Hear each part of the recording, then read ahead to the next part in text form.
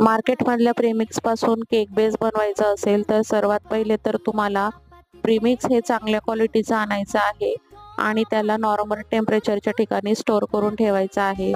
जास्त मोठ्या प्रमाणावरती प्रीमिक्स तुम्ही आणून ठेवू नका। जर तुम्हाला ऑर्डर कमी असतील किंवा तुम्ही फक्त घरगुती वापरासाठी केक करणार असाल तर, परंतु जर तुम्हाला ऑर्डर्स भरपूर असतील तर तुम्ही मोठा पॅक घ्या, म्हणजे तुम्हाला केक परवडेल करायला।